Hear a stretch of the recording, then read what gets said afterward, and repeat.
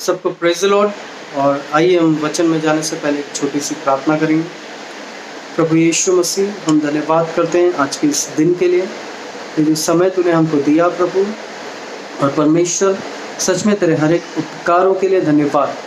जैसे हम तेरे वचन में से जाएंगे प्रभु, तेरे वचन के द्वारा तू हमको सिखा। और परमेश्वर, हमारी जीवन शैली, हमारा लाइफस्टाइल सच में तू बदल प्रभु, और ज़्यादा हमें तेरे नज़दीक लेकर आ। धन्यवाद प्रभु परमेश्वर, ये प्रार्थना यीशु मसीह के नाम से मांगते हैं, आमीन। हालेलुया। आइए हम आज जो है वचन देखेंगे। निर्गमन उसका 14वां अध्याय, उसका 21 और 22। Exodus 14 verse 21 and 22। और यहाँ पे इस प्रकार से लिखा है, और मूसा ने अपना हाथ समुद्र के ऊपर बढ़ाया, और यहोवा ने रात भर प्रचंड पुरवाई चलाई, और समुद्र को दो भाग करके जल को ऐसा हटा दिया जिससे कि उसके बीच सूखी भूमि हो गई। तब इज़राइली समुद्र के बीच स्थल ही स्थल होकर चले, और जल उनकी दाहिनी और बाईं ओर दीवार का काम कर दे रहा था। हालेलुया। ये कहानी हम में से बहुत लोगों ने बहुत बार सुनी है। हम हर बार जो है बहुत सारे बार रविवार के दिन प्रचार में बात सुनते हैं, और बहुत सारे ऐसे लोग जो विश्वासी हैं, जो बचपन से हैं, उन्होंने बहुत सारे बार एक कहानियाँ सुनी हैं, दोहराई गई हैं, और बहुत बार हम बांटते हैं इसके बारे में कि परमेश्वर ने किस प्रकार से इजरायलियों को निर्गमन के गुलामी से मिस्र देश की गुलामी से छुड़ाया था। मिस्र देश में जो इजरायली लोग गुलामी में थे, और वहाँ पे जो उन पे बहुत अत्याचार हो रहे थे, उन पे बहुत सारे ऐसे गलत चीज़ें उनके साथ में हो रही थी, और वो लोग परमेश्वर के सामने पुकारते हैं, प्रार्थना करते हैं कि परमेश्वर हमको इस गुलामी में से बाहर निकाल। वो परमेश्वर से प्रार्थना करते हैं, और वचन यहाँ पे इस प्रकार से कहता है, अगर हम निर्गमन शुरुआत से पढ़ेंगे तो वहाँ पे इस प्रकार से पता चलता है कि परमेश्वर ने उनकी प्रार्थना की और उनकी विनती की और अपने कान लगाया। परमेश्वर ने फिर से एक बार उनको याद किया, और परमेश्वर ने उनको छुड़ाने के लिए मूसा को भेजा वहाँ पे, मूसा और हारून जो उसका बड़ा भाई था। और जैसे परमेश्वर वहाँ पे बहुत सारे अद्भुत काम करता है मिस्र देश में, मिस्रियों के साथ जो है बहुत सारे ऐसे अद्भुत काम, बहुत सारे ऐसे चमत्कार करता है, और वहाँ पे यहूदियों को मिस्रियों से छुड़ाता है। और जैसे वहाँ से वो लोग छूटकर बाहर निकलते हैं, तो वहाँ पे उनके सामने लाल समंदर आता है ना। आपने लाल समंदर के बारे में सुना होगा, रेड सी, लाल समंदर। वहाँ पे जो है पीछे उनके फिर से एक बार मिस्री पड़ जाते हैं, उनको छोड़ तो देते हैं, और फिर उनको जो है इस बात का रियलाइजेशन होता है कि उनके हाथ से बहुत सारे लोग छूट गए, बहुत सारे लोग गुलाम जो उनके थे वो छूट गए। उनको फिर से एक बार पकड़ के उनको गुलाम बनाने के लिए पूरी की पूरी सेना उनके पीछे पीछे आ रही होती है, और उनको पीछे मुड़ के कहीं पे भी जाने लायक वो जगह बचती नहीं, क्योंकि पीछे मिस्र की सेना और आगे समंदर में तैर तो नहीं सकते, और समंदर गहरा होता है। और वहाँ पे फिर से एक बार जो है परमेश्वर अपना काम दिखाता है, अपना हाथ इजरायलियों के ऊपर दिखाता है। परमेश्वर मूसा से कहता है कि तू डर मत, और यहोवा का काम देख। और वहाँ पे मूसा जो है उसके हाथ की जो लाठी है वो ऊपर उठाता है हवा में, और जैसे ही उसकी लाठी वो ऊपर उठाता है, वहाँ पे जो है समंदर जो है उसके बीचों बीच रास्ता बन जाता है। पानी वहाँ पे दो भाग हो जाता है। और वचन बाइबल इस प्रकार से कहता है कि लोग उस समंदर के बीच में से जो रास्ता बना था, उसके बीचों बीच से चलते हुए वहाँ पे समंदर पार कर रहे थे। एक सूखी भूमि समंदर के बीचों बीच, सोचो, जहाँ पे पानी की भरपूरी है, जहाँ पे कोई उम्मीद नहीं है, वहाँ पे एक सूखी भूमि परमेश्वर बना दिया। और 22वें वचन में इस प्रकार से कहता है कि वहाँ पे इजरायली लोग जो है सूखी भूमि स्थल से चल रहे हैं, वहाँ पे भूमि पर चल रहे हैं, और उनके दाहिनी और उनके बाहिनी ओर पानी का दीवार बन गया। पानी उनके दोनों अगल बगल में है, दीवार बनकर। और वो लोग ऐसे जो है पूरी तरह सूखे रास्ते पे चल रहे हैं, कोई यकीन भी नहीं मान सकता, कोई वहाँ पे विश्वास नहीं करेगा, भरोसा नहीं करेगा कि समंदर के बीच में से रास्ता बन गया। पर समंदर को पार करने के बाद क्या?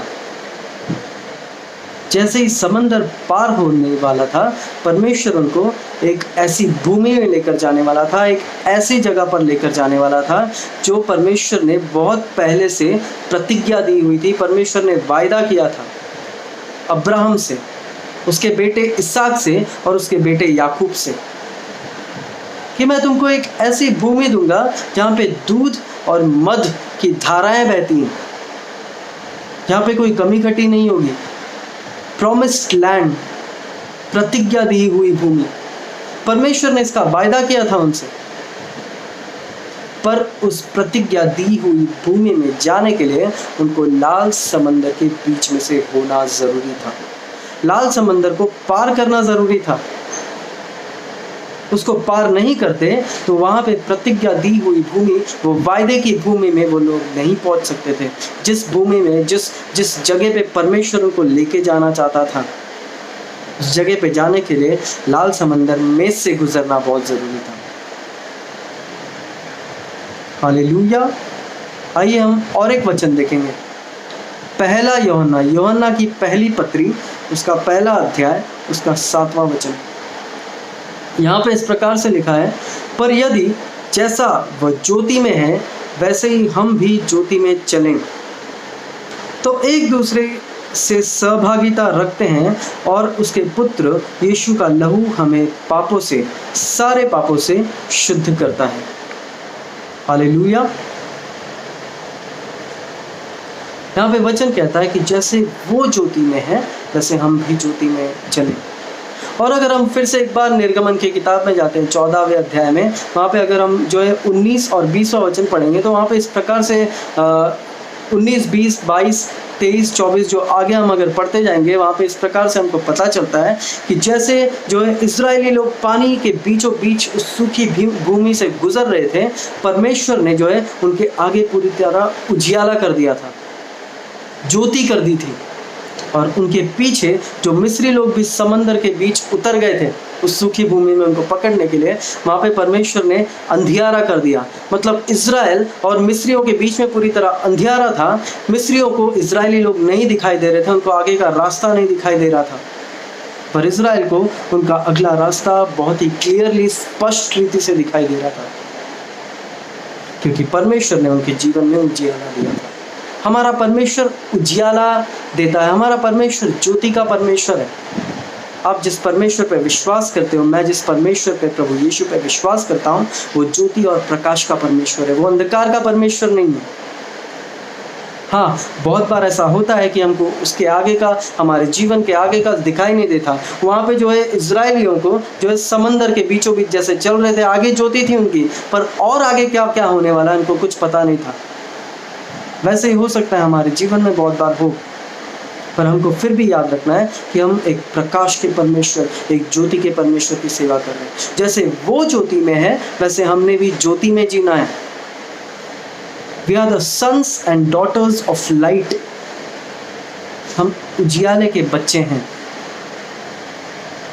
और वचन कहता है पहला यूहन्ना पहला अध्याय 7वें वचन में कि अगर हम ऐसा करते हैं तो हम एक दूसरे के साथ सहभागिता में चलते हैं, एकता में चलते हैं, पार्टनरशिप में चलते हैं। हम प्रभु यीशु मसीह के पार्टनरशिप में चलते हैं और उसका लहू, प्रभु यीशु मसीह का लहू हमें सारे पापों से शुद्ध करता है। प्रभु यीशु मसीह का लहू, वो लहू जो उसने उस कलवरी के क्रूस पर मुझे और आपको बचाने के लिए बहाया, वो पवित्र, अति पवित्र, अति अति अति पवित्र लहू, जिसमें कोई दोष, कोई दाग, कोई धब्बा नहीं है, जिसने कोई पाप नहीं किया। वचन कहता है कि उसने जो है गाली सुनकर गाली नहीं दी, उसने कभी किसी को कुछ उल्टा नहीं बोला, वो निर्दोष था, फिर भी क्रूस पर उसने मेरे और आपके लिए बलिदान दिया। जो सजा हमको मिलने वाली थी प्रभु यीशु मसीह ने खुद पर, स्वतः पर लिया।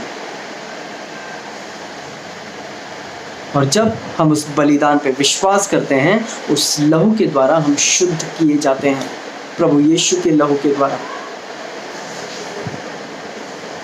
आज उस समय जैसे इजरायलियों को अगर प्रतिज्ञा दी हुई भूमि में जाना था तो उस लाल समंदर के बीचों बीच से होते हुए गुजरना था, वैसे ही आज प्रभु यीशु मसीह ने हमारे लिए बहुत सारी प्रतिज्ञाएं रखी हैं, बहुत सारे वायदे रखे हैं और हमारे लिए एक अद्भुत जीवन, एक अनंत काल का जीवन, एक खुशहाली वाला जीवन, एक आनंद वाला जीवन रखा है। और उसके लिए जो है हमको भी उस लाल समंदर में से गुजरना है और हमारे लिए लाल समंदर आज प्रभु यीशु मसीह का पवित्र लहू है। हमको उस लहू के द्वारा अपने आप का शुद्धिकरण करना बहुत ज़रूरी है, उसके लहू को अपने जीवन में अपनाना बहुत ज़रूरी है।